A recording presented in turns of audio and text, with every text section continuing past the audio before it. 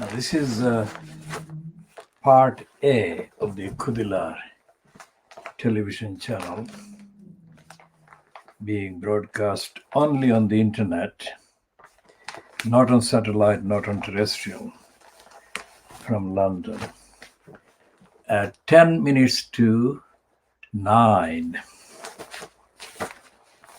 local time in London and 0850 hours GMT on Thursday, the 3rd of May, 3rd of June 2021. Now, this is the part of the Daily Mail. Now, this is the face hidden, the face of the killer of the black policeman in Belize. And this is such a contrast. There is a piece in the I newspaper there where the Channel 4 news presenter Cathy Newman is given a slot space at page 21, which is headed "Listen to Parm Sandhu to Tackle Police Racism" by Cathy Newman. Now,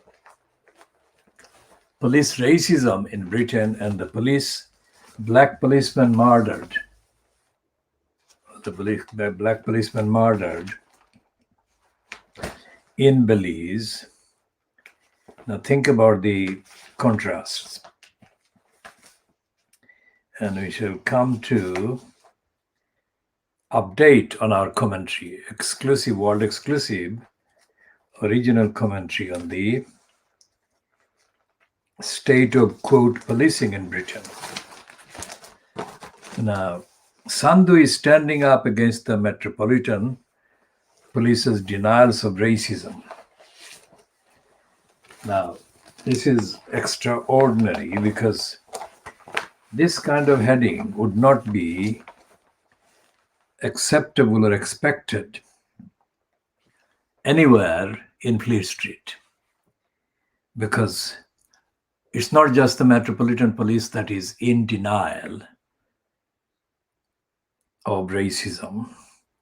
The whole of Fleet Street is in denial of racism, and the whole of Fleet Street is in denial of racism in the police, racism of MPs, racism of the parties.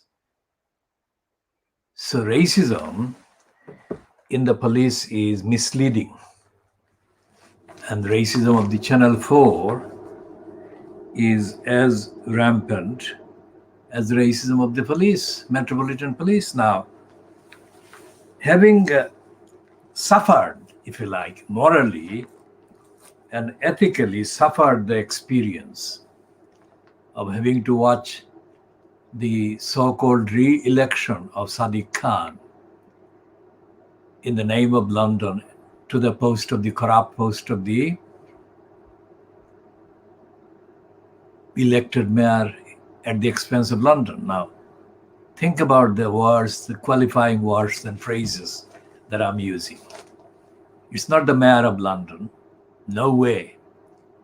It is the corrupt post of mayor at the expense of the many in London, let's say. And Sadiq Khan, on his records, since he got slotted in 2016, the very year that Brexit happened, Sadiq Khan has been complete, absolute, and utter disaster. Where do you go from the disaster? You don't go anywhere because there is nowhere to go. Within the framework of the corrupt and degenerate, there is no way that you can go anywhere. You can't go to the parliament, because parliament is completely corrupt, unrepresentative, and politically in a state of absolute inaction.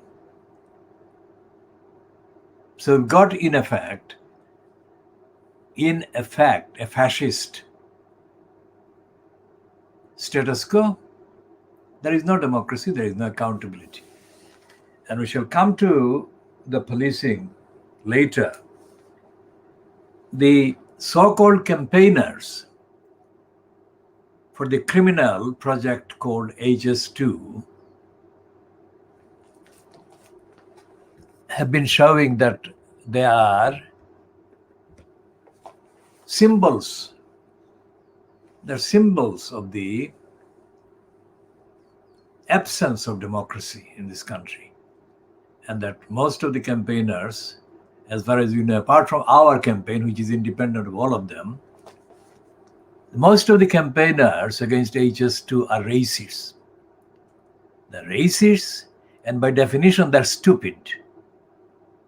And by extension of that, they are not going to challenge any part of the status quo. These campaigners, who are in numbers about 50 or so campaigns that are regularly accessible online, which we check simply for the facts. These campaigners are almost all of them white. And they're racist, and they're ignorant, and they're stupid.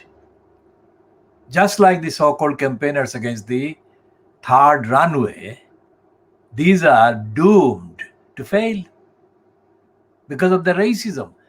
But they don't understand the impact, the very central impact, the central role of racism, their racism, in their role, in their behavior. So anyone who is factually interested in finding out about the HS2, you'll find that those so-called campaigners have not challenged any of the corrupt status quo in this country, in the government, in parliament, and in the corrupt judicial bureaucracies. And that's where the problem is. Because these so-called campaigners are liars, racist liars. They don't question the various post holders or careerists along the lines, either members of parliament or councillors or others with the vested interests in making sure that the HS2 criminality is perpetuated and perpetrated to the logical end, where there will be more than, this is currently the expenditure, the waste is around 102 billion pounds, current prices. It will exceed that by many billions. It is impossible to exactly predict how many billions, but it will be. And there is no logic, there is no reason, there is no rationality. And the fact that the HS2 is on the table and it is going on shows the political murder of the Labour Party. And this is the reason why the Labour Party is complicit with the criminality of those who are pushing for the HS2 agenda and the big business interests. And so back to the status quo on racism in Channel 4, in Fleet Street, and the racism of Cathy Newman herself. And Cathy Newman is representing the same anti-Muslim prejudice in here that dominates Channel 4, the Metropolitan Police, the rest of the status quo. And the reason why I'm saying this is based on the facts. Because if either Cathy Newman or this Parm Sandhu. Well, Parm Sandhu is a novel name, it's a new name, but Kathy Newman has been around at least 10 years on Channel 4. And if Kathy Newman were really interested in even understanding racism in the police, she would have broadcast, in the last 10 years, she would have broadcast at least 1,000 items about the police racism in London and racism in the rest of the police forces in this country. But Kathy Newman is a racist, and she's an anti-Muslim racist, and she is doing a tokenistic job here.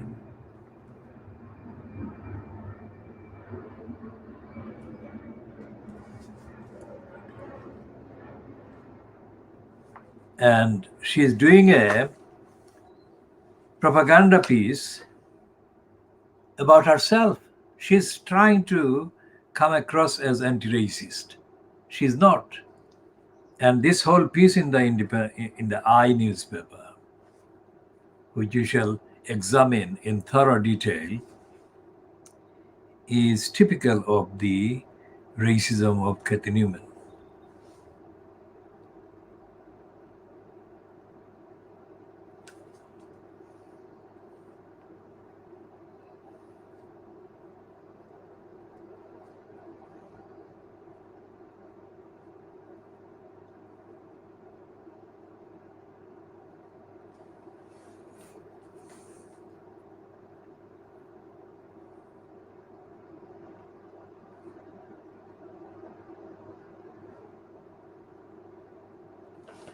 So it's a claim. It's not a claim against racism. It's not a claim against racism, although the Kathy Newman piece is headlined or headed, Sandhu is standing up against the Matt's denials of racism. That's an absolutely untrue and factually unsustainable assertion in the headline and that or heading. And that actually proves that the people doing the subbing and editing, so-called the technical subbing and the technical editing of the I newspaper, are themselves ignorant. They're ignorant at all levels concerned, because this is based on a series of claims of discrimination brought against the Metropolitan Police by Parm Sandhu. So let's read the first paragraph of Kathy Newman promoting Parm Sandhu and herself. Imagine it's your first day in a new job, and the blokes in the office decide to turn you upside down so they can brand your bum with the office rubber stamp.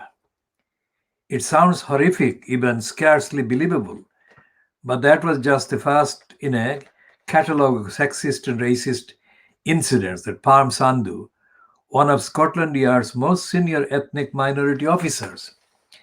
Now that phrase, most senior, and the other phrase, ethnic minority officers, these are misleading, untrue, and we shall diagnose each one in due course. One of Scotland Yard's most senior ethnic minority officers says she experienced in her 30-year career.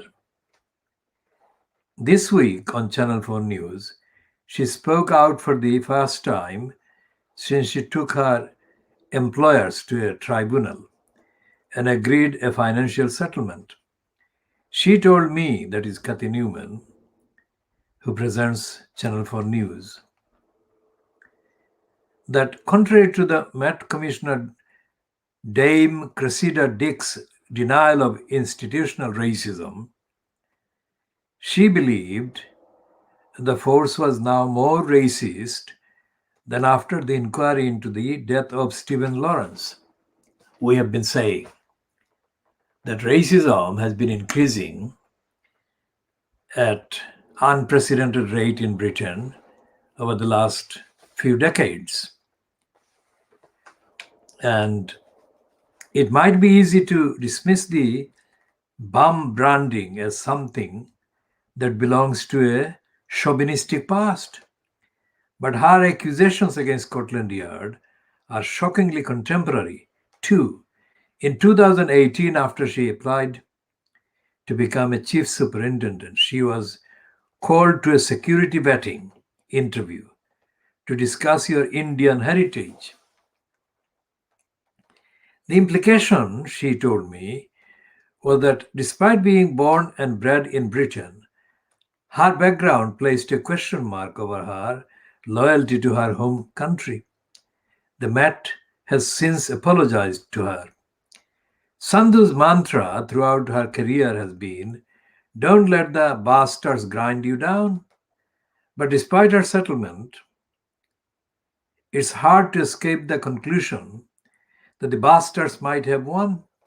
Now, instead of bastards, what in the context of all of this would be the more appropriate word and concept and term? It would be racist, wouldn't it?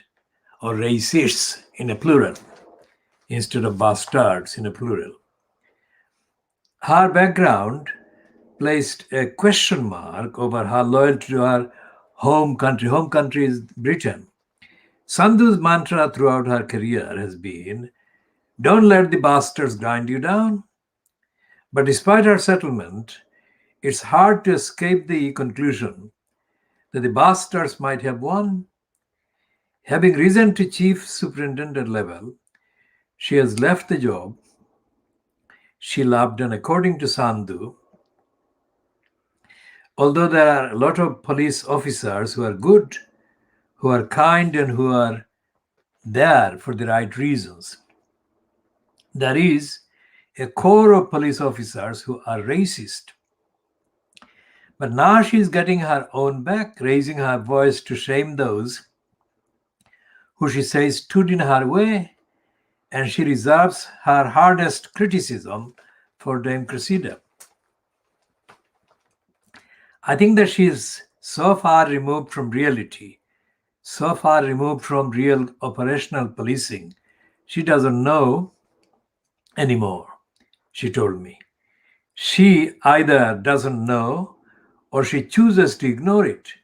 Institutional racism exists in the Metropolitan Police, and it's alive and kicking, and is worse now than straight after the Macpherson inquiry. Now, Macpherson inquiry was called the Macpherson inquiry after the retired member of the judiciary who was appointed as chair of that inquiry into the police behavior over the murder, the racist murder of Stephen Lawrence in April 1993. That's quite a claim, and I asked Sandhu for evidence to back it up. She cited the sheer number of ethnic minority officers who find themselves under investigation. If you are a black officer, you are about 3 times more likely to be investigated internally. She herself faced gross misconduct charges for lobbying on her own behalf to receive a Queen's Police Medal. She was cleared after an investigation. The Met told Channel 4 News, Palm Sandhu is a successful former Metropolitan Police officer. Prior to her retirement, she was one of our most senior operational leaders. The Commissioner's record on issues of race and discrimination speaks for itself, and she is deeply committed to continuing to build a service that reflects those it serves. Now, remember, there is no phrase in that quotation about opposing racism, ending racism, being opposed to racism, condemning racism.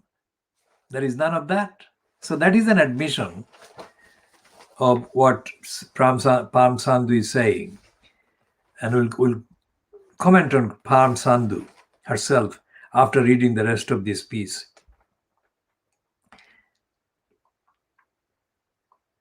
The legal matters between the Met and Miss Sandhu are private.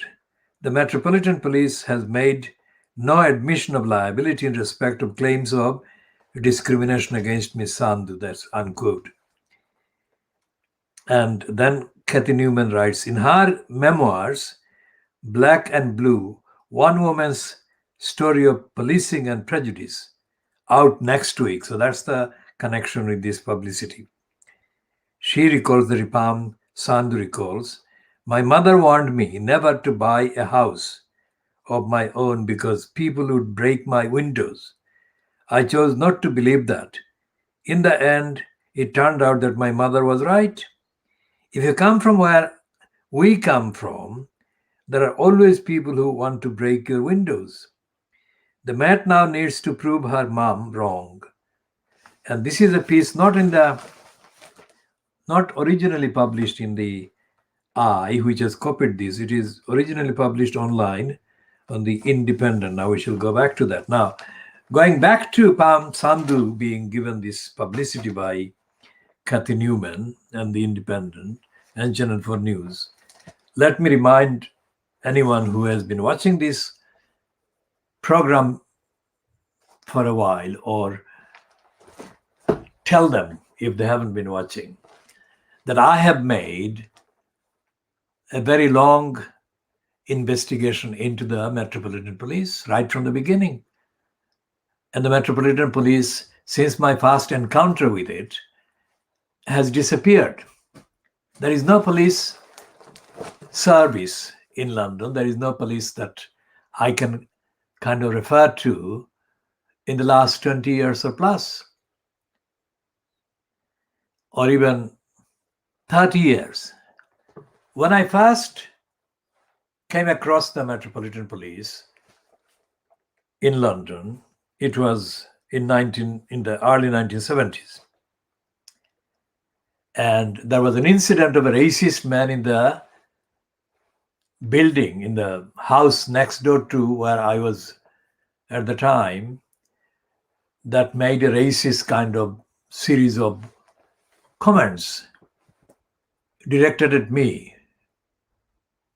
Although he couldn't see me, he could hear me, and he was making racist comments. So I called the police, which is the 999 call at the time, and two white Met police persons arrived. And they arrested this man immediately.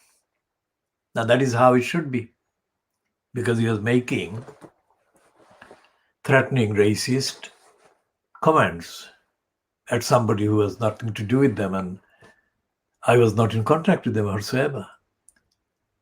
That is now impossible to imagine. What is possible to imagine is that if somebody makes a complaint against the police, against the racist behavior of somebody, then the complainant, if they are Asian or African, are more likely to be arrested themselves.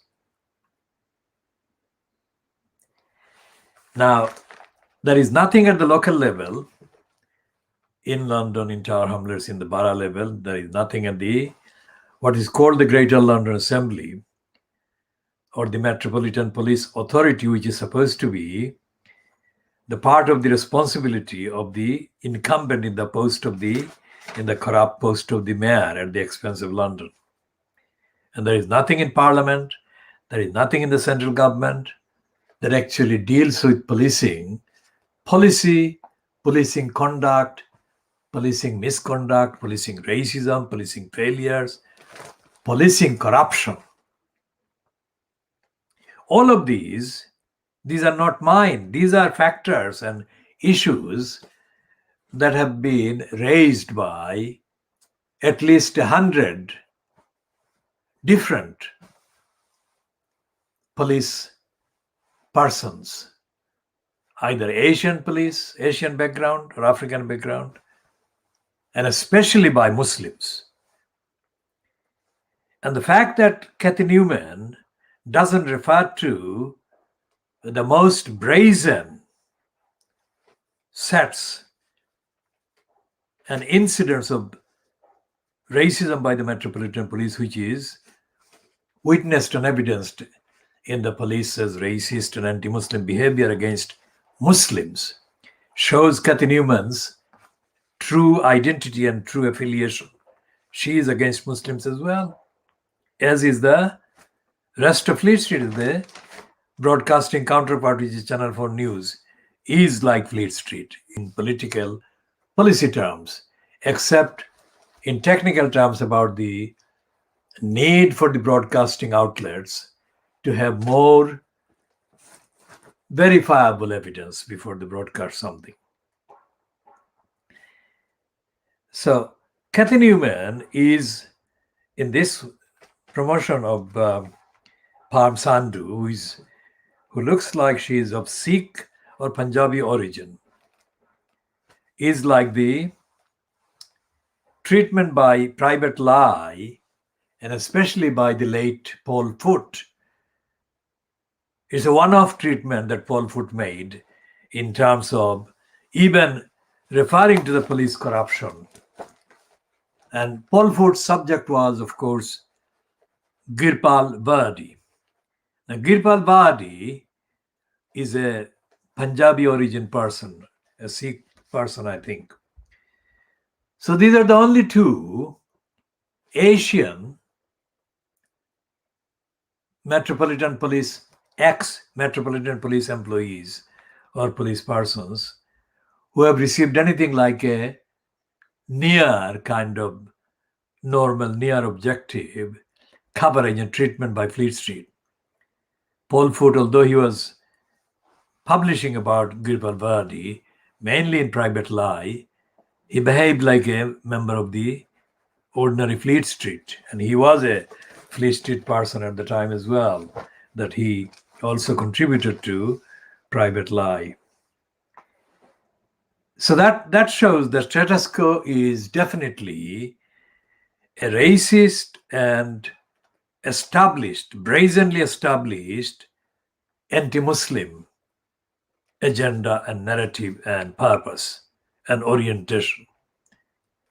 Whatever the description, the fact that the Metropolitan Police is being accused by this person, Parm Sandhu, although she has done the settlement and the police have denied making any admission of liability. The fact of the dysfunction and the dysfunctioning nature, unfit nature of the police in London is not a matter of speculation. It's not dependent on whether there is an item about that on Channel 4 News or not. Everyone who is out and about, who is familiar with London, street life, public life, and is a member of the community or the population, whether they're born in Britain or not, but with the background, either Asian or African, knows that the police are not fit for purpose whatsoever. And the other thing is that the police, when you see police, if you see the police, it is on rare occasions, high-profile events, and the police are not there in mixed ethnic kind of representation. Most of the deployment of the police and the demonstrations, etc., are white police. So, although it is true that there are members of the police with Asian or African backgrounds, those African and Asian police are not there in the deployed police presence. And Sadiq Khan is absolutely silent about all of that. But then Sadiq Khan is silent about everything. Everything that he should be vocal about, he should be politically, democratically, ethically, morally active about, Sadiq Khan is dead. So although he has not been politically murdered by Keir Starmer, of whom he is a positive supporter, incidentally, Sadiq Khan is a disaster for London democracy, London society, London people, and the human rights violations that are taking place by the Metropolitan Police, which, as an example of institution, is the institution with given the most power in the name of society without any accountability. So we shall be continuing on the need for police to be brought into action to defend safety, to protect lives, and to protect democracy. Because the Boris Johnson's fascist move to give the police more powers is so brazenly stupid and unjustifiable, because there is no need for more power for the police. The police have got extremely extensive powers against individuals, against society, against groups, and there is nothing in parliament, nothing in government, and nothing in Fleet Street's records that shows that the police are very, very urgently in need of being held to account for the sake of society, for the safety of society.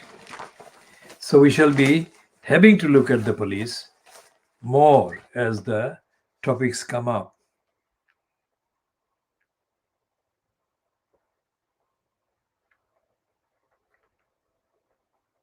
And we say that because Parm Sandhu has never been heard of as a campaigner against racism until she decided to make a case of her own. Now the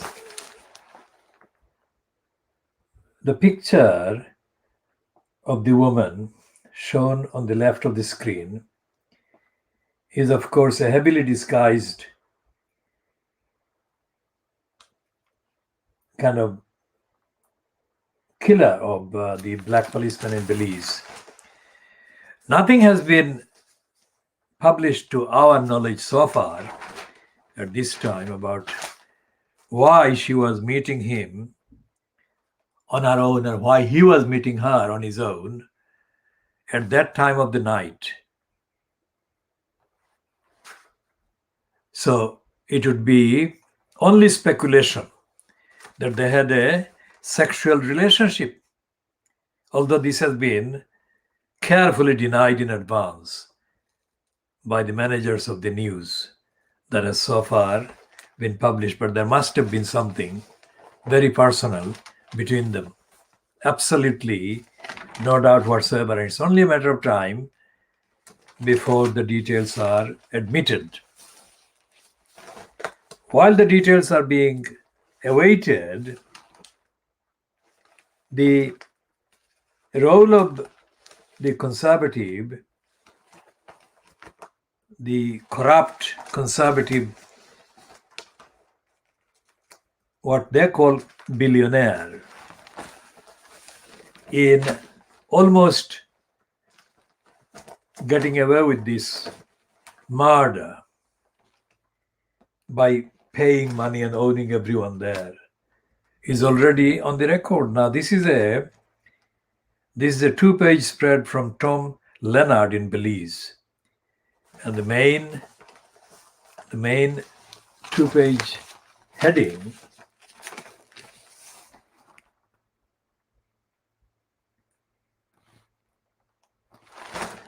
is that this is not justice, and this is not justice at all.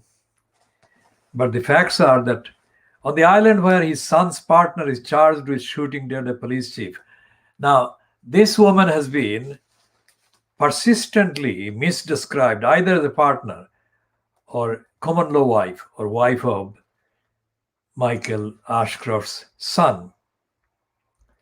So reading again, on the island where his son's partner is charged with shooting dead a police chief, billionaire Lord Ashcroft paid for a police gym and a facility at her jail.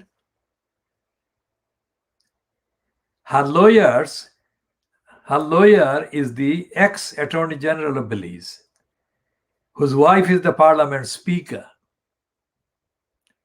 Now, as the case could be resolved with just a fine, the victim's family claim this is not justice.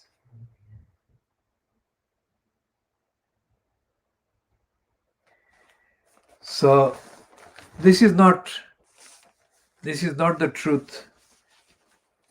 This is not even 5% of the truth. A lot of facts will come out.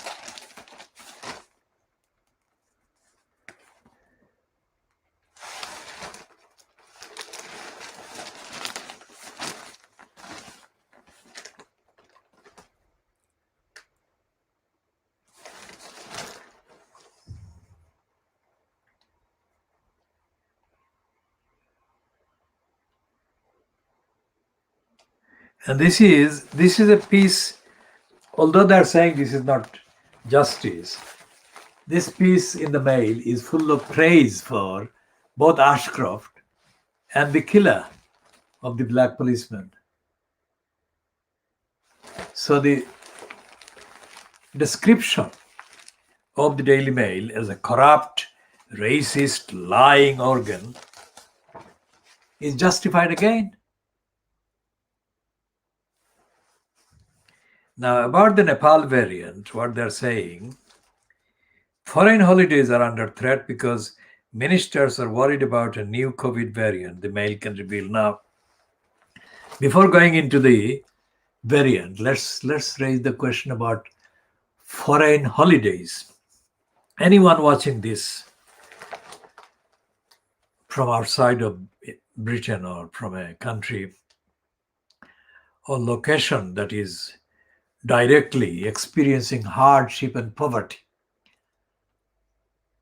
and is not aware of what is called holidays, foreign holidays, because of lack of funding and access to other means that a holiday require. Foreign holidays cannot be the reason why pandemic related policy should be decided. Secondly, for most people in Britain, Britain including Northern Ireland, Wales, and Scotland, and England, and Cornwall, most people in these parts of the UK cannot afford holidays, not by a long stretch. In any case, holidays are not part of normal life. Holidays, by definition, last only a few days or weeks at the most. And that applies to those who can spend the money. So I think that a moral, ethical, and responsible newspaper would give the statistics, the data as to how many people go on holiday every year, or how many people can go on holiday and how often, and the factors as to why most people cannot go to holiday or on holiday. That would give the picture. Otherwise, foreign holidays is a completely contemptible stupidity. Foreign holidays for whom? Who are the people? And given the latest kind of findings by the organization called which that surveyed about income and the basic amount of money that people need to exist day to day, the basic minimum amount is 26,000 pounds or around 30,000 pounds. But that is well beyond what most people in the many categories receive by any kind of income. And this is a deadly area of darkness and denial that Keir Starmer, the political murderer of the Labour Party, is silent about. And the same applies to Jeremy Corbyn. Those who want to rush to celebrate my condemnation of Keir Starmer must not rush.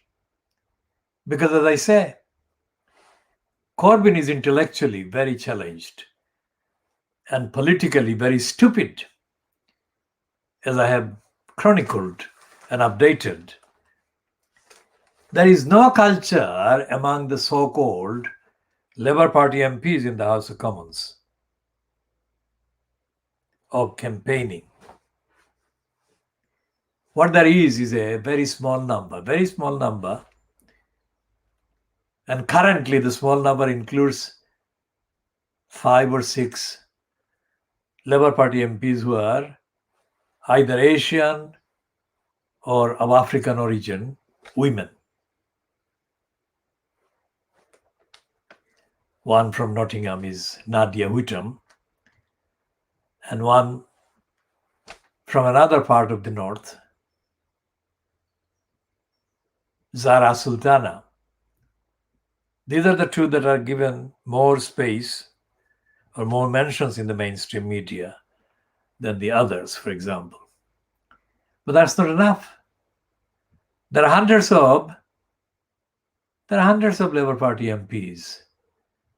And a country which has got millions of people in poverty and denial and are being disenfranchised and are rotting, in fact, in denial and deprivation and poverty and hunger.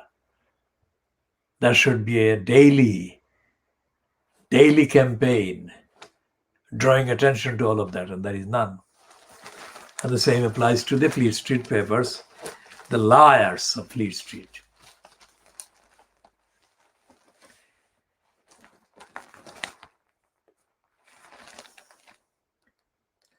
And the Daily Mail is having a go at Meghan Markle because they know the racists in Fleet Street and racists in the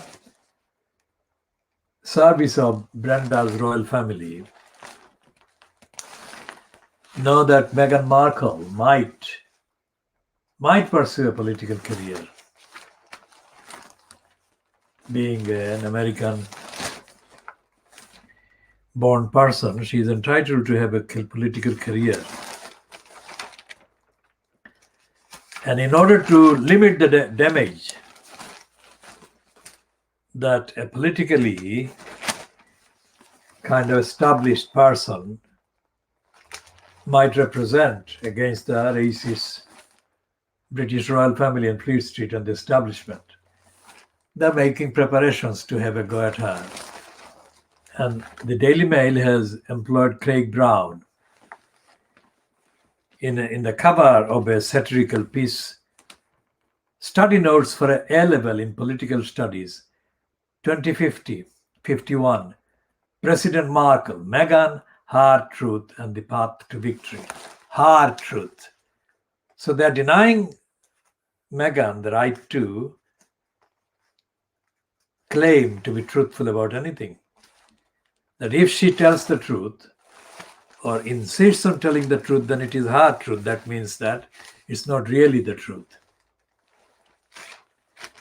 So they're condemning her through that. So we shall be talking more about Fleet Street's racist obsession against Meghan Markle. and what we have said about Narendra Modi in India. And we have said, of course, against the similar tactics by Boris Johnson fronted cabal and by Boris Johnson personally in lying about the extent of the impact on the population of the pandemic in each of the countries. So Financial Times is saying in notebook on page 20 of today that New Delhi's data dissembling is harming India. Now that's a belated realization. Of course it is. And what they should be saying and what they're not saying, and the reason why we continue to be justified in calling it the financial crimes, is because they are not saying that the entire project of the Hindutva fundamentalist Brahminist regime, as fronted currently by Narendra Modi and as previously fronted by Atal Bihari Vajpayee, is a denial of the most mundane definition of democracy.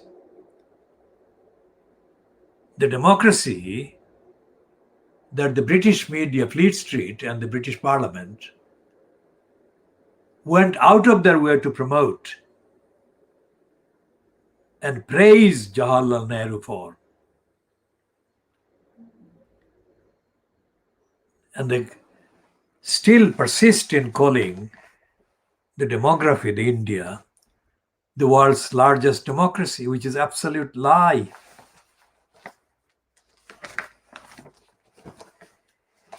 And the reason why such a large number of Indian people have been killed by the pandemic is to do with the fact that the federal state of India has been overly quoted, that is to say, promoted and praised by the establishment in the West, and especially as misled by the Fleet Street, British Parliament, and British governments. Because the federal government in India has never been bothered about addressing the hundreds of millions of Indians with democracy, with safety, security, equality. None. So a regime and a system that are founded on lies and denials and fabrications, they're bound to cause damage and harm to the hundreds of millions of Indians that are affected by those misdeeds and impunity.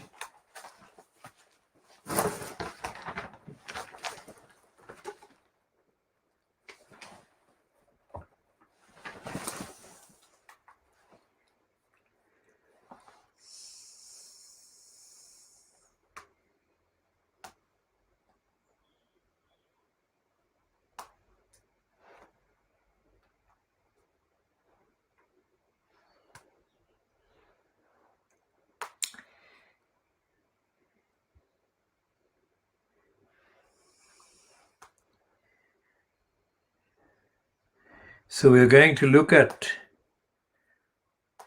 some of today's headlines or main items carried in the English language ones, that for the purpose of the viewers of this program, that we shall access in English language, because if we do the other languages, then viewers who are mainly relying on English would not be able to follow. So we shall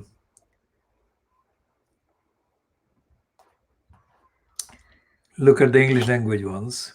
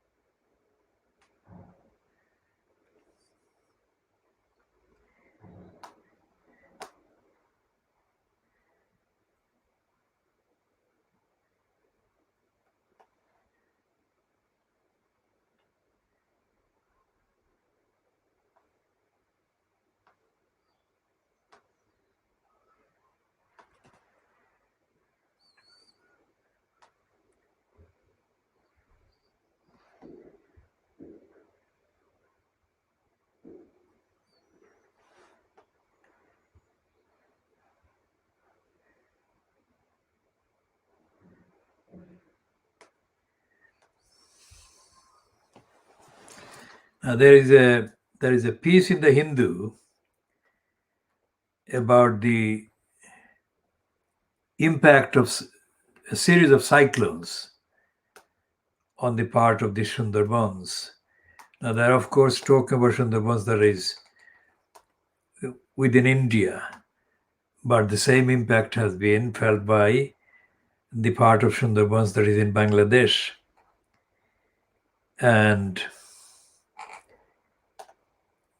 the bit that the item in the Hindu by Shiv Saha Singh or Shiv Saha Singh, Sahe Singh, filing from Kolkata, reads, for people in the ecologically fragile Sundarbans, life revolves around battling high tides daily and cyclones regularly. But every cyclone throws up the new challenges to the Sundarbans and its inhabitants, so melting something the people had not imagined, the policymakers are not prepared for. Over just the past 3 years, the Sundarbans, which is home to close to 5 million people, has been battered by 4 tropical cyclones. Fani in May 2019, Bulbul in November 2019, Amphan in May 2020, and Yas in May 2021. On each occasion, the region has suffered damage because of gale winds and breached embankments, leading to ingress of seawater. The intensity of the gale winds has ranged from 100 kilometers per hour to 150 kilometers per hour during each of the cyclones. Experts say the solution to the perennial problem lies in long-term planning, adapting strategies that will minimize the impact of the climate change and disaster management suited to the region. When the state administration launched a massive evacuation drive earlier this week on May 24th and May 25th, little did the residents know that though the cyclone Yas made landfall about 200 kilometers south of the Sundarbans in Odisha, it would inundate large areas of the estuary. The cumulative effect of the full moon tide on May 26th and the cyclone led to the overflowing and breach of embankments in large areas of the Sundarbans. While the India Meteorological Department had predicted a storm surge of 2 miles above the or 2 meters above the astronomical tide level, water in the river and bay swelled to full moon tide. As a result, on May 26th morning, as Cyclone Yas made landfall, large areas were inundated. Now, this is a description by the Hindu, which is, this one is dated the Sunday, the 30th of May edition, the last Sunday. And it's the front page piece in the Hindu. It doesn't actually report the truth about India, the central government, because the parts of Odisha, West Bengal, and all the states, Assam, and the northeastern small states surrounding Bangladesh, are treated by the New Delhi-based federal government as part of outlying colony of another state, India. And we shall talk about that as we try to explain the evidence of why the Sundarbans have been neglected by the Indian central government. And we shall environmentally, ecologically, also discuss the absence of the necessary action by the regime that is supposed to be the regime in the name of protecting Bangladesh. And we shall talk about the Hindutva and Brahminists' treatment of Assam as a foreign country as part of the agenda of anti-Muslim hostility and denial and deprivation.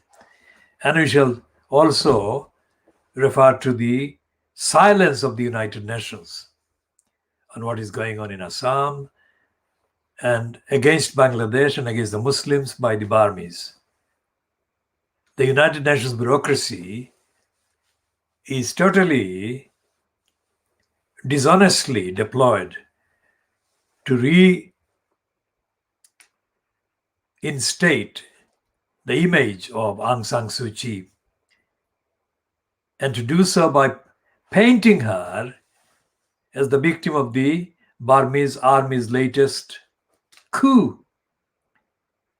And that is the cover to hide the liabilities of Aung San Suu Kyi and others in her regime when the genocide took place against the Rohingya Muslims. And then we shall talk about the United Nations failure, about Bashan Chor and how the government of Bangladesh was allowed to effectively deport these thousands of Rohingyas to this completely unsafe, environmentally unsafe and otherwise unsafe remote region, artificial island called Bashan Chor. And we shall expose the stupidity and the incompetence and the negligence of the United Nations Secretary General himself and of the United Nations High Commissioner for Refugees, this Chilean ex-president of Chile, Michelle Bachelet, however you pronounce the Bachelet. I'm not doing the Spanish or the French, wherever the name Bachelet is from. And so we go back to India and we talk about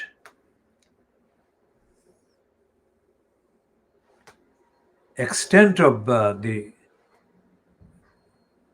Narendra Modi caused surge in the COVID now. Now on page 2 of the Hindu of Sunday,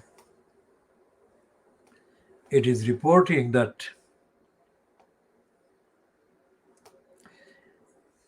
the count of the infected people in the south, like Coimbatore records 3,692 infections, while Chennai, formerly known as Madras, counts 2,705. And the whole state logs 30,016 cases.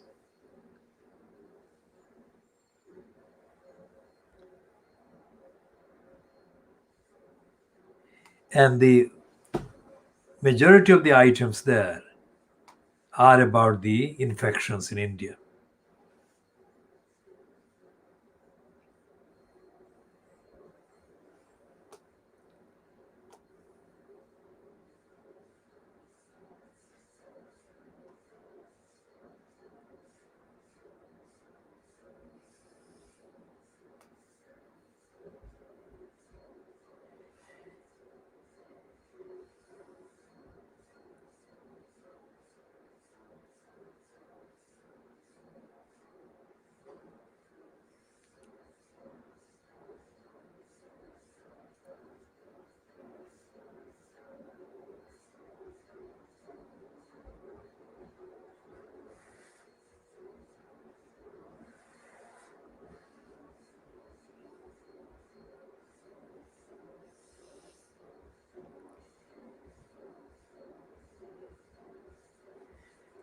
So there is a piece in the Hindu of the 30th of May 2021 by Dr. Gagandeep Kang, professor of microbiology at the CMC, Velo, explaining the implications of the changes made in the midst of the second wave. And I shall read the kind of conclusion.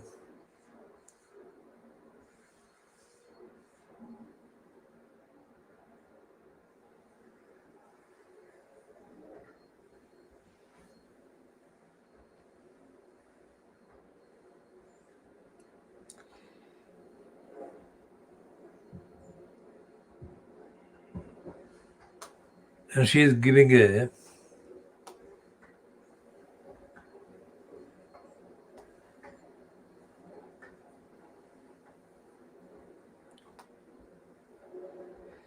and the Hindu is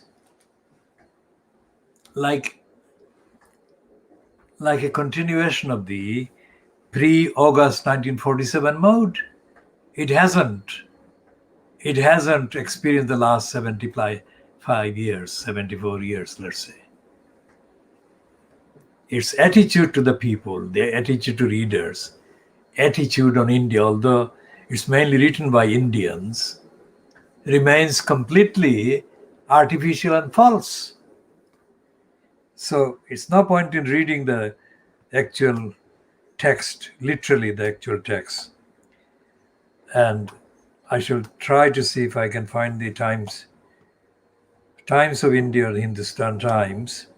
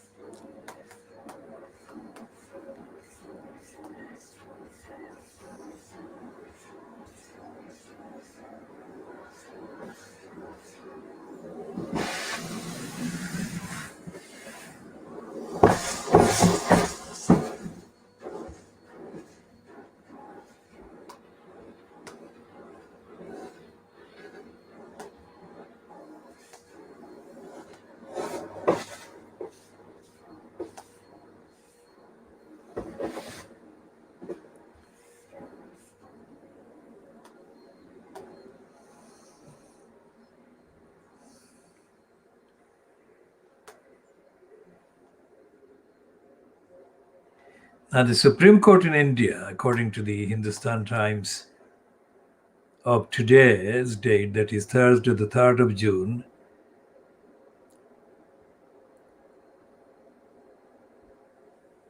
is saying that the Supreme Court has said that the India's vaccine policy for 18 to 45-year-olds is arbitrary, irrational. Now, this arbitrary and irrational could be said about everything that Modi is doing. Okay? So that doesn't require a Supreme Court hearing, does it? Everyday experience says that is the case.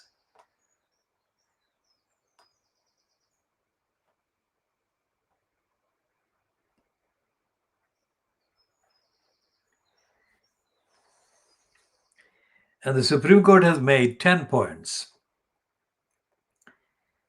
10 key points, as the Hindustan Times calls it. Number one, vaccination of India's entire eligible population is the singular most important task. Number two is paid system of inoculation for states is prima facie arbitrary and irrational. Policy conflicts with the constitutional balance of responsibilities between center and states. Existing vaccination policy should be tested on anvil of right to equality under Article 14 which means the right to equality under Article 14 are being violated by Modi. Why can't center, that is Modi, spend 35,000 crore from budget to vaccinate 18 to 45 year age group? Number 6, current policy benefits. Reading again, number 6. Current policy benefits economically privileged sections of society. Is that a news? Of course, most Indians are being denied basic rights. They have been denied basic rights for 74 years, since August 1947. Marginalized sections in India will bear the brunt due to mandatory registration of co-win. Number 8, place all documents, file notings to show thinking behind the vaccination policy. Undertake a fresh review of the vaccination policy. Number 10, submit all data on inoculation done and plan to vaccinate rest of the populace in 2 weeks. This is just a sample. The details of Modi's failures are horrifyingly, alarmingly widely known to most people in India. Now, there is an advertisement on the front page of the Hindustan Times today featuring Amitabh Bachchan by the Reserve Bank of India. And it says, in case of an unauthorized transaction on your card, inform your bank immediately to limit your losses. Now, that shows that on the internet, crimes are being committed every day and everywhere, as we can testify, and we shall be doing that later. We're going back to, or moving back to the Financial Times, and it is the death, the political murder of the Labour Party by Keir Starmer. The Financial Times is belatedly waking up to, months after we started openly saying that Keir Starmer had politically murdered the Labour Party in Britain.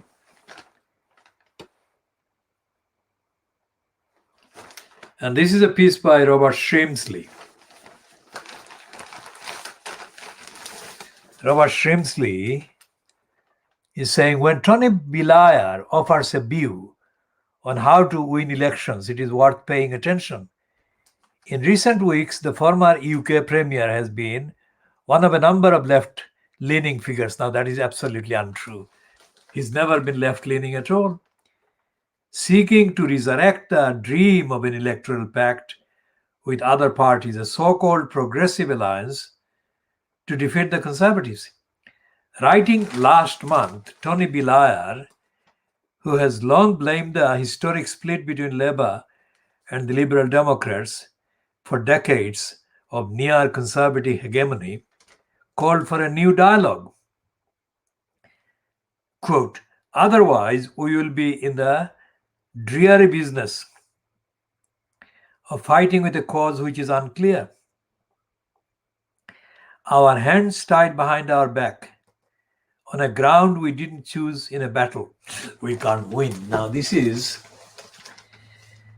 too simplistic a summary, which we shall need to examine. And Robert Shrimsley then goes back to his writing after the quote. This view was echoed by former Green leader Caroline Lucas, Labour's Clive Lewis, and the Liberal Democrats' Laila Moran, as they backed a three-party non-compete pact to end the self-defeating tribalism splitting the left vote. Labour opposition to separation precludes Welsh and Scottish nationalists. A report for the campaign group Compass identified 48 Conservative seats where the combined progressive vote. Well, this is a This particular summary sounds quite realistic in terms of the number of seats affected. And we are not talking about the ideology, but just the seats. Let's continue a bit more. A report from the campaign group Compass identified 48 conservative seats, where the combined progressive vote exceeded the Tory total, enough to rob the government of its majority. Now, as I said, there are two different aspects to this. One is this simply removing the Conservatives as the majority kind of party in the House of Commons. That is not the same thing as any agreement between the alliance parties on ideology, on agenda, on manifesto, on policy.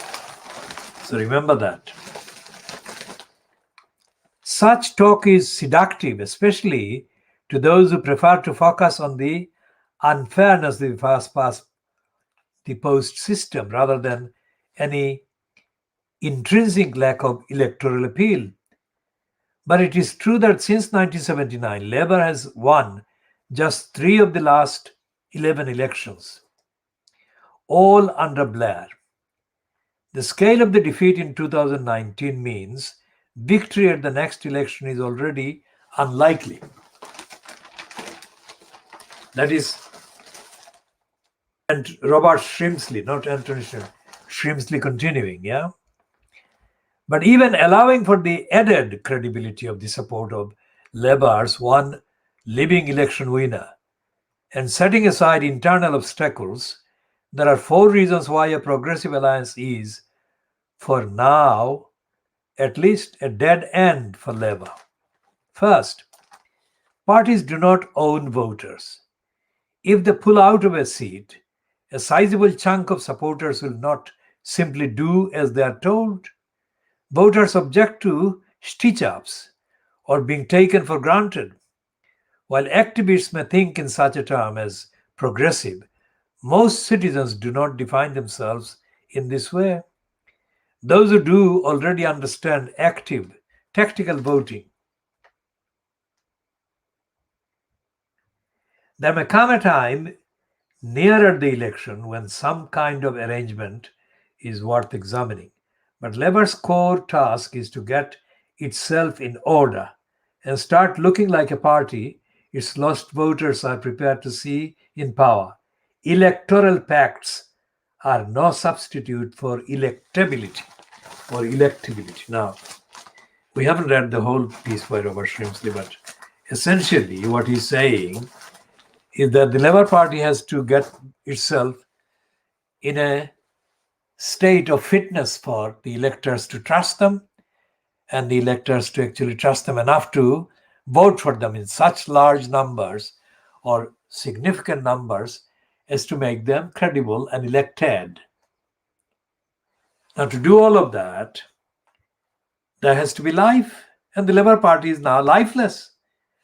And Robert Shrimsley, tasting the bits that I have read already, does not believe that the Labour Party is dead. He thinks that the Labour Party is alive. That is where Robert Shrimsley is making the mistake.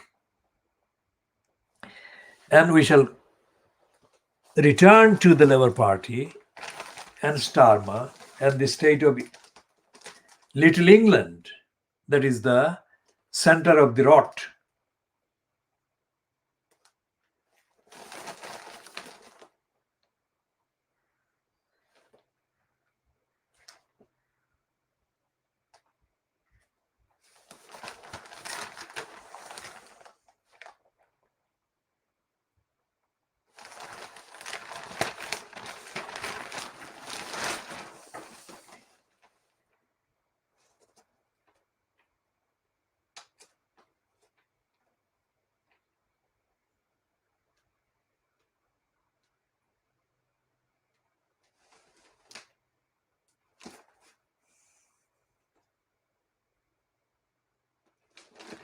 Okay, so we go back to Narendra Modi and he's lying about the numbers affected now.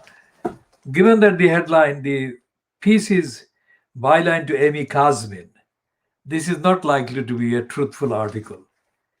Amy Kazmin is a corrupt, dishonest careerist cited and situated in New Delhi. And she capitulates to and colludes with the agenda of Narendra Modi, despite the occasional appearances to the contrary she puts on in order to come across as being able to catch up with and reflect the current tendency, reluctant tendency to find any fault with Modi at all.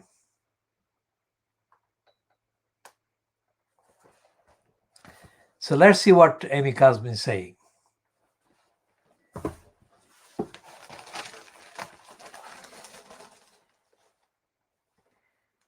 As India's devastating COVID-19 second wave peaked last month, its daily death toll hit a record of more than 4,500. 4,500 people dying every day.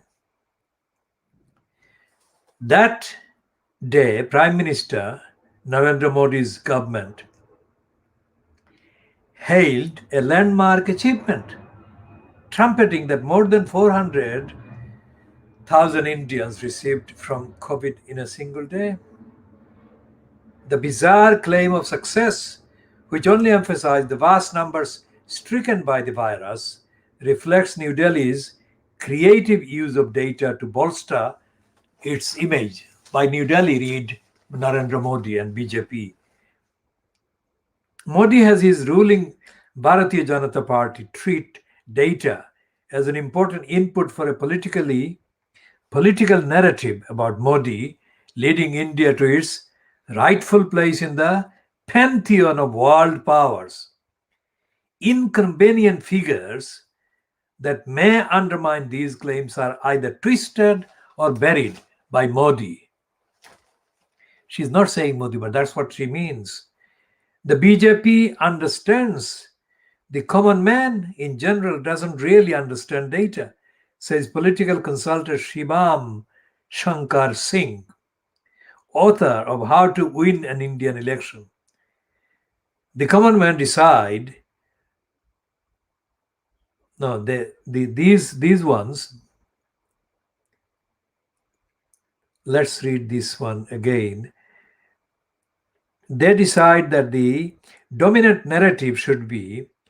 No, the BJP understands that the common man in general doesn't really understand data, says political consultant Shibam Shankar Singh. Why does she have to refer to Shibam Shankar Singh? If she lives in India, why can't she speak to Indian ordinary people? Think about that. So read it again. The BJP understands that the common man in general doesn't really understand data, says political consultant Shibam Shankar Singh, author of How to Win an Indian Election. Starting quotation again. They decide what the dominant narrative should be.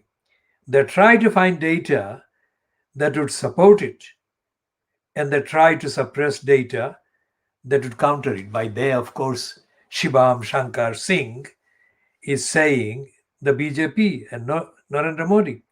Modi's government had fraught relations with data even before the pandemic.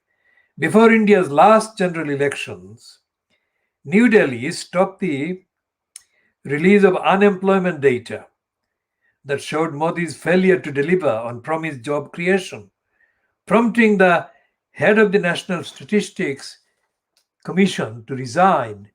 Estimates of gross domestic product growth under the BJP were also revised sharply upwards, leading top economists to warn that the statistical machinery was controlled by political considerations. Well, that is a very mild way of putting it. It's theft, it's corruption, it's robbery by Modi. But COVID-19 has brought political number management to the fore. You have had a focus on whatever metric or measure of the pandemic appears to create the most optimistic narrative, says mathematician Murad Banaji of Middlesex University, London.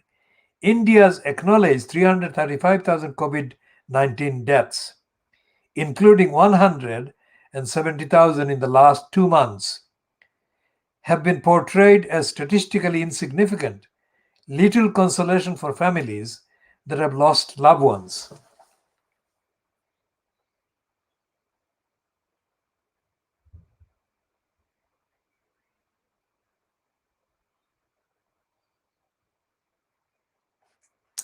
And what she's saying in the end is that rather than lead to more transparency, the COVID-19 surge in India is likely to reinforce Modi's penchant for secrecy and spin.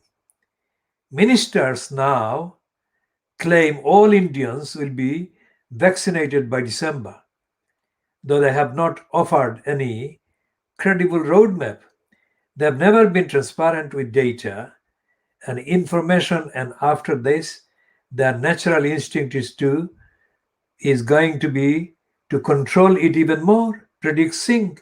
They just tell you how amazing the future is going to be. Now, this is this woman called Amy Kazmin. Amy Kazmin is a liar. There is not a single Western media person based in India, anywhere, in Delhi or in Mumbai or in Calcutta, which is the least of the three as the popular kind of location. All of these are liars. And the financial crimes should have found by now a way to tell the truth about India, despite the fact that they have got this Amy Kazmin based in India. And there are many people in India, individuals in India, that the financial crimes can contact with credible access to information about the actual truth on the ground. But the financial crimes editorially refuses to tell the truth by seeking the truth in that way, as I have suggested.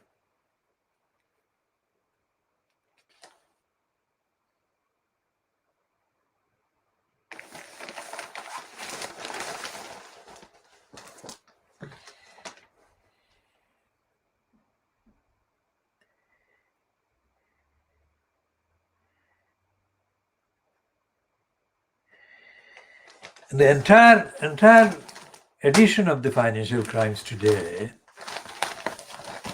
as is the edition every publishing day, 6 days of the week, is full of denial of the truth about the financial crimes and financial reality and the behavior of big business and the factors that cause large numbers of the many to lose out on everything, including health,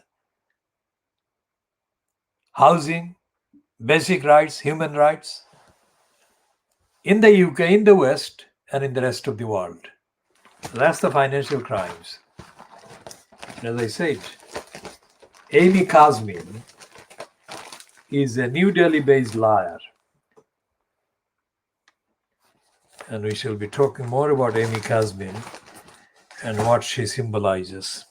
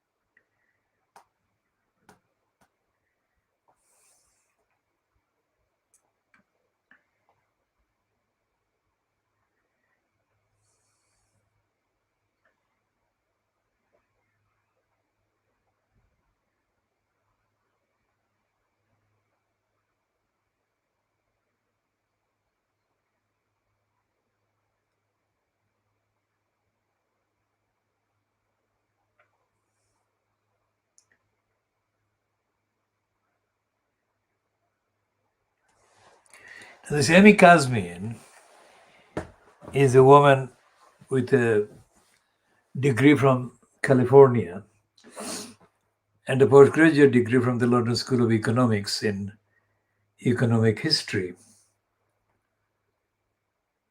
And she has been previously based in Bangkok, in Thailand, and has got almost 2 decades of experience of covering up the truth about Asia, South Asia.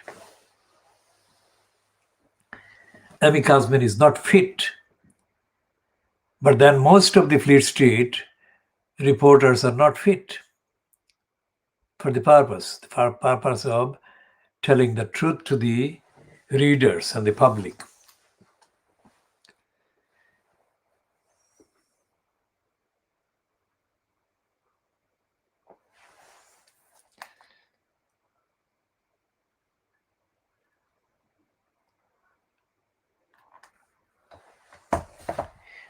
Let's see what the Guardian has to offer.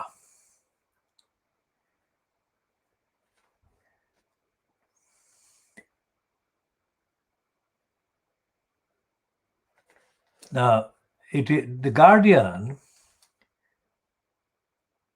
says that for 200 years, the Guardian has been telling the truth. It is absolute lie. For 200 years, the Guardian has been imitating the main liars of the status quo state. And it says, shock for Boris Johnson as school czar resigns. I mean, whenever a title calls Boris Johnson PM, it makes the ridiculous Johnson come across as being other than ridiculous. And it makes the Guardian looks even less credible.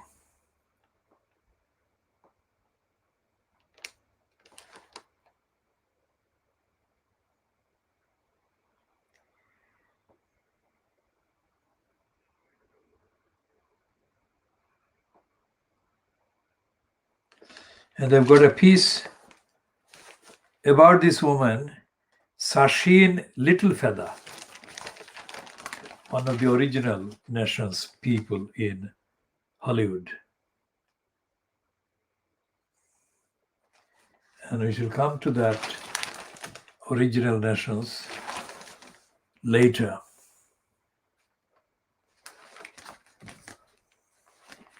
The Guardian has got a piece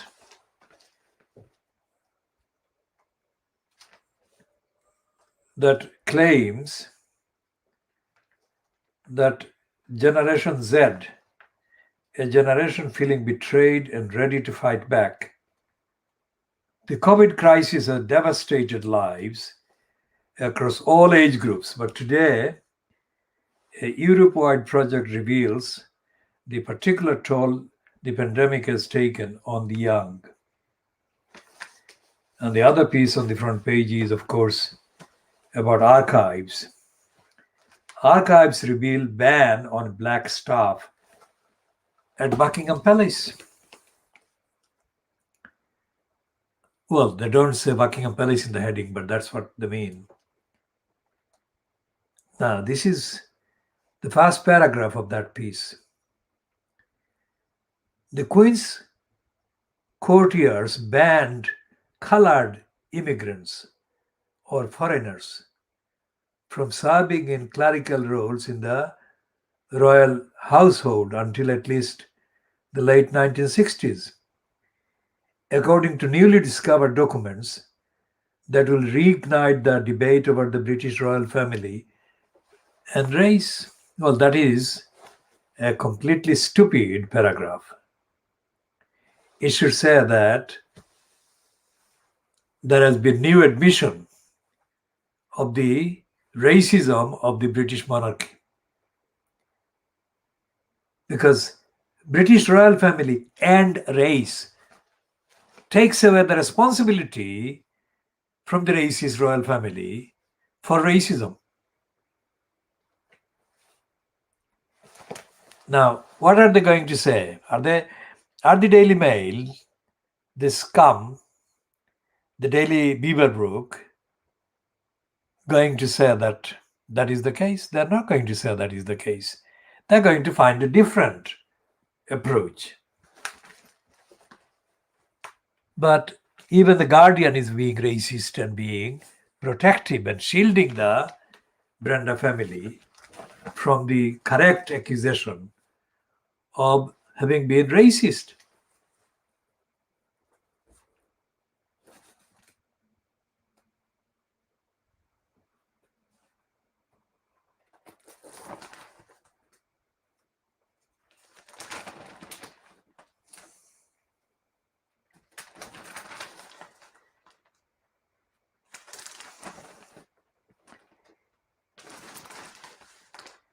Remember what the mother of Stephen Lawrence, Doreen Lawrence, has said about the new documentary on his murder. She has said things have not changed. Well, she's being modest, but things have changed in the opposite direction. That is to say, the racism in the police, as Kathy Newman has kind of partially recognized in her promotion of Palm Sandu, the racism of the Metropolitan Police has been getting worse by the day. So people who kind of jumped on the bandwagon in 1993 in April 1993 when the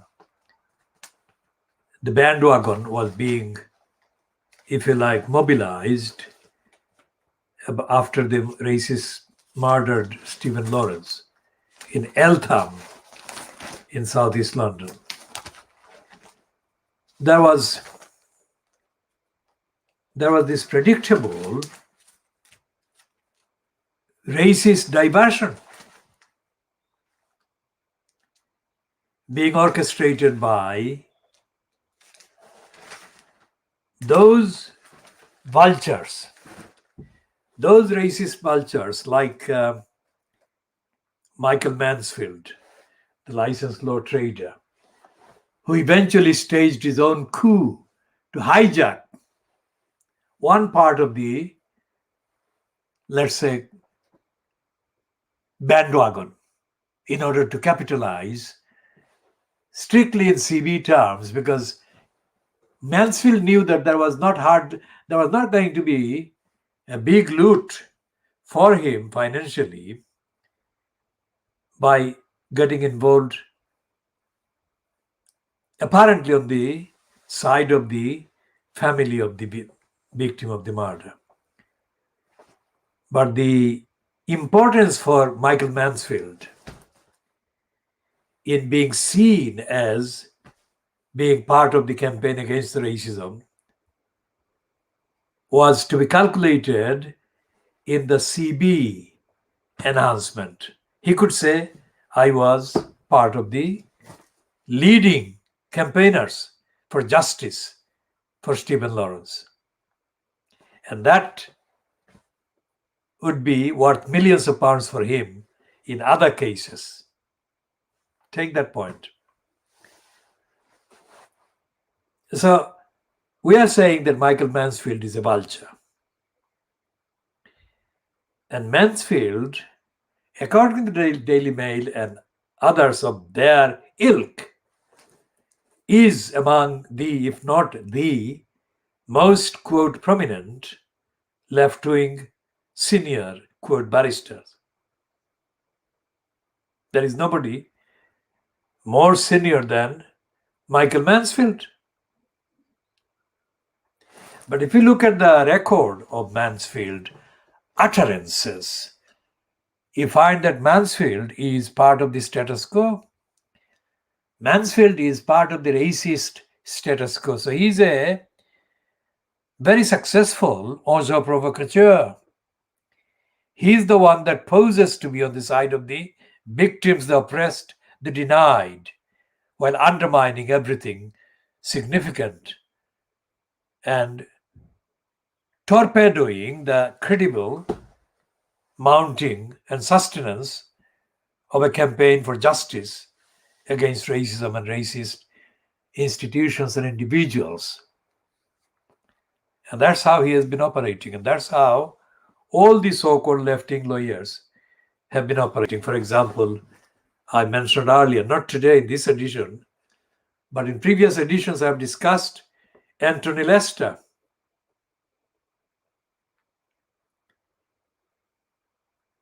Anthony Lester and Jeffrey Bindman, I recognize for simply strictly on the basis of reference, not on the basis of any qualitative acceptance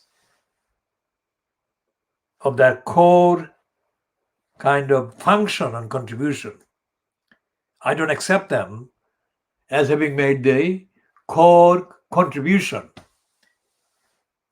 towards even identifying the British judicial bureaucracies as being fundamentally racist, fundamentally corrupt, fundamentally dishonest, and therefore fundamentally a collection of dens of prostitution, brothels. When I say brothels, I actively think of the utterances attributed by the London Evening, no standards,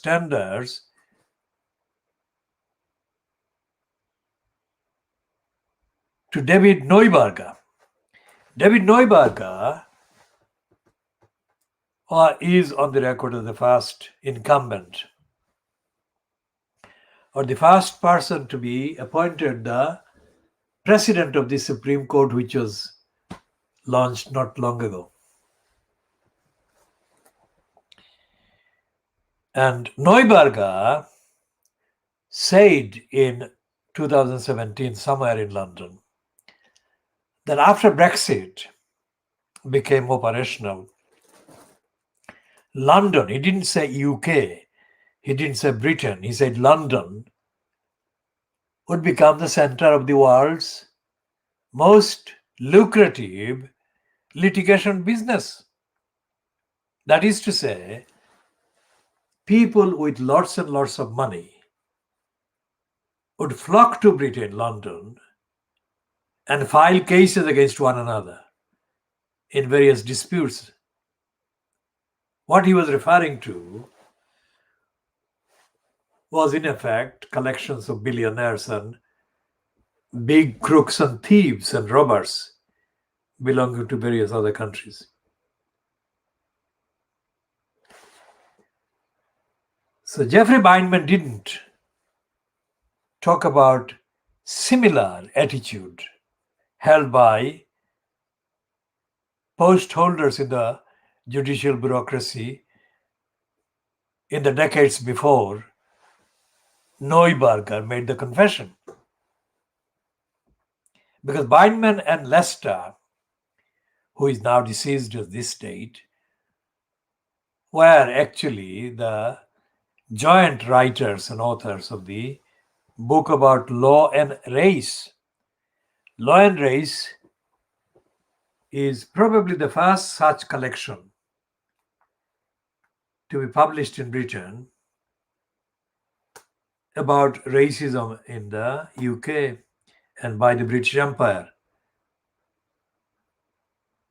Let's see if I can find a sign of that one.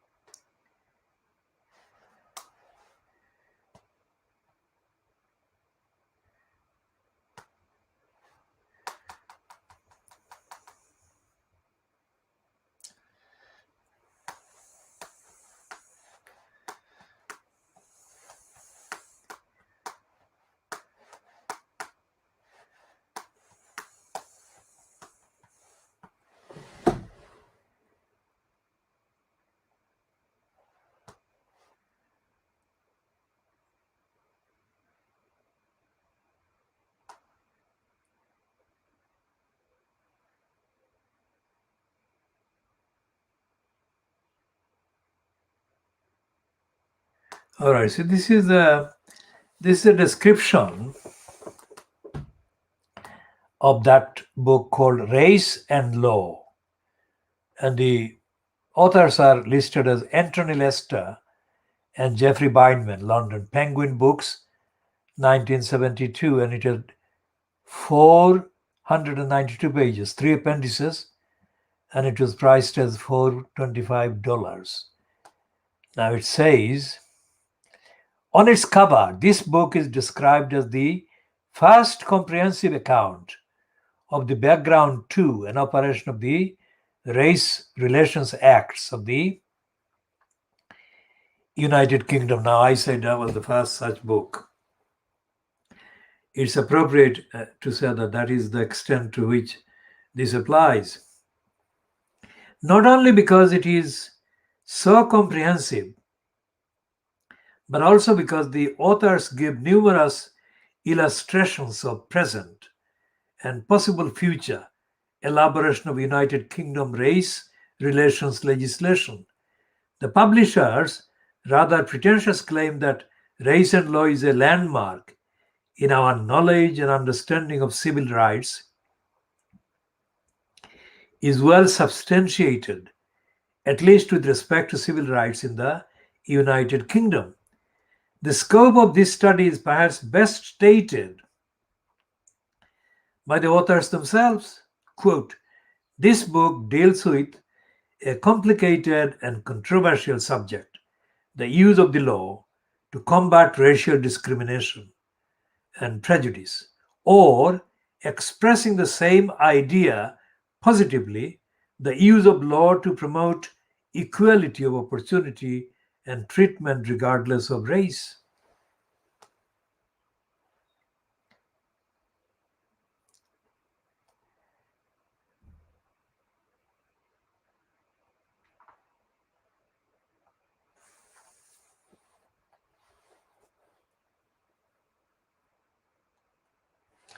So that is the book which I shall quote from later, especially about Macaulay, because I came across, in the context of the law and legislation, in a book authored by any British writers, I came across Macaulay's particular quote that I have been quoting since.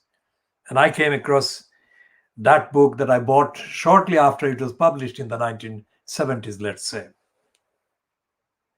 So from the 1970s, I've been quoting that because that has been so significant a part of what the thinking was in the 19th century England about the empire, what they were going to do to the empire. So it was 1830s that Macaulay and his education, India education legislation was published. And what Macaulay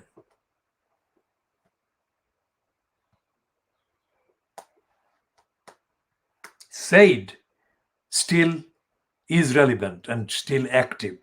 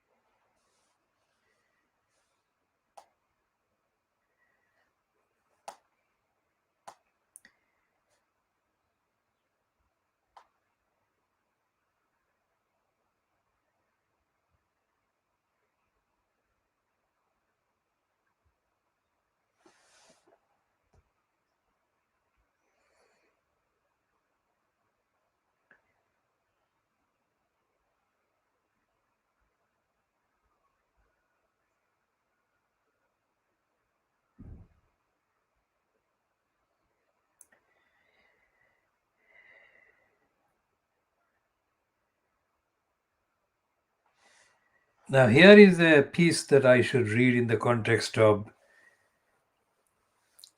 the emphatic identification of racism as the single most important factor in British policy and politics and corruption and status quo. This is the bit from the website academic.oup.com. And I'm reading part of the paragraph. It seems fitting to consider how far statues and public memorials in the nation's capital, that is London, represent Britain's involvement in both transatlantic slavery and its abolition. London was the largest slaving port in late Stuart times, and the city of London remained the commercial center of what was, by the Georgian era, the world's premier slaving nation. Despite this, London's public monuments and their connections with slavery have remained curiously under-researched. Yet, as this article will first demonstrate, a significant proportion of the individuals commemorated by public statues in London during the long 18th century had important links with the slave trade or plantation slavery. Such links need to be unearthed, contextualized, and made explicit.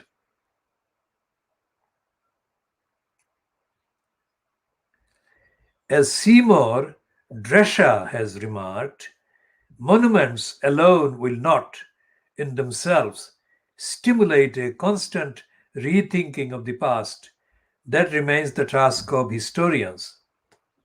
Now, that is only a part of the article from a journal. It's not from the newspapers. But the newspapers about history is on the front page of today's Guardian, which says archives reveal ban on black staff at the palace. Now, anyone who has direct experience of trying to personally access the collections of the what is now the British Library or British Museum, the newspaper library combined, the British Library based in Euston. It used to be near on a location nearby, but not too near. But this is currently the biggest building, a collection containing the biggest collection, let's say, of the British Library is based in Euston, between Euston and King's Cross in central London. Anyone who has tried to physically access the collection would know that it's a formidable obstacle created by those who control the access. And access to people of African and Asian identity or appearance or background is made all the more difficult. What that means is that it would be wasting your time if you are African or Asian. So you would need to have an alternative collection of your own. Think about the alternative and the cost and the time and the scale of the task. We shall come back to that again, because that is exactly what I have been engaged in trying to build up over decades. That is the reason.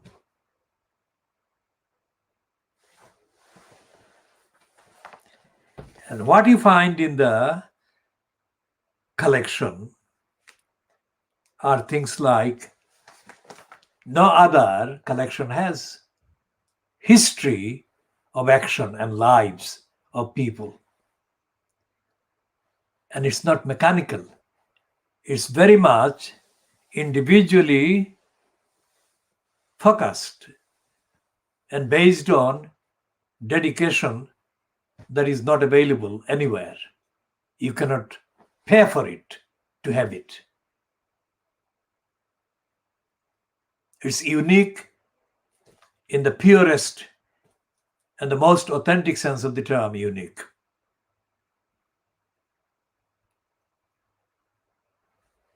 So I have been engaged in creating this in the UK over the last 50 years. And mainly trying to use locations based in Tower Hamlets. Mainly, not entirely, because some of the locations have been in three other London boroughs in the east of London or in East London. Waltham Forest, Redbridge, and Newham. In fact, 4, Barking and Dagenham.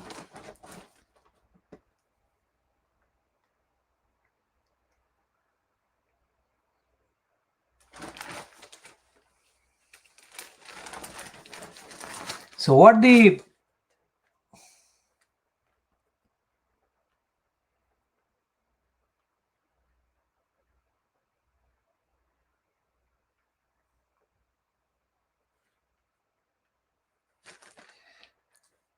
archives, National Archives, reveal how in 1968 the Queen's chief financial manager informed civil servants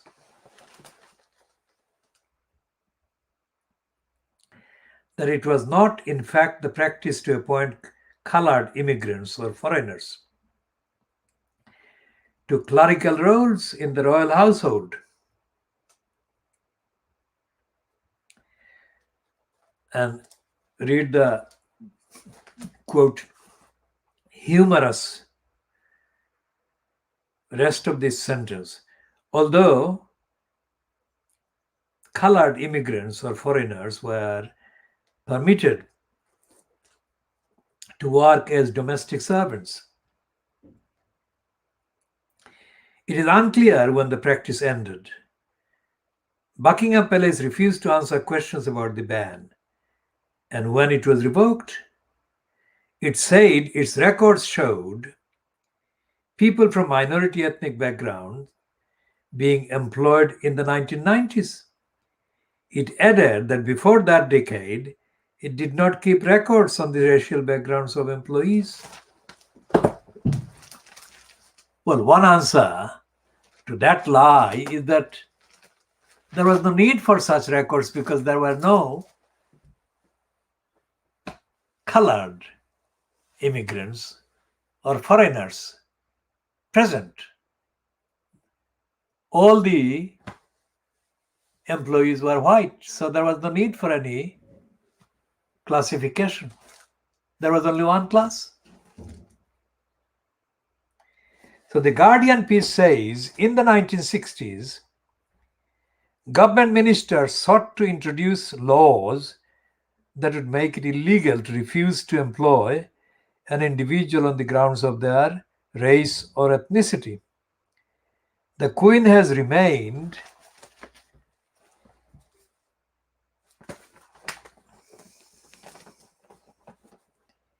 personally exempted from those equality laws for more than 4 decades. The exemption has made it impossible for women or people from ethnic minorities working for her household to complain to the courts if they believe they have been discriminated against.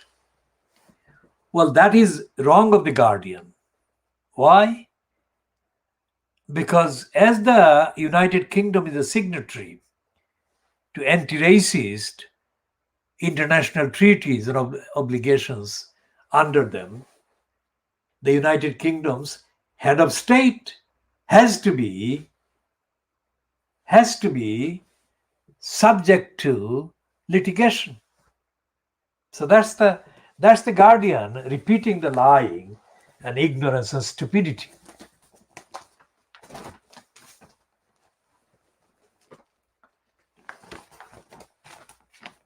That's the 2-page spread that they're running about the subject on the inside. Subject of the archives, revealing ban on black staff at the palace. Now, what this raises, of course, is the question of why one of the heirs to the throne, Diana's elder son, says that his family has no racism, or there is no racism in his family. Are they going to ask him the question about all these?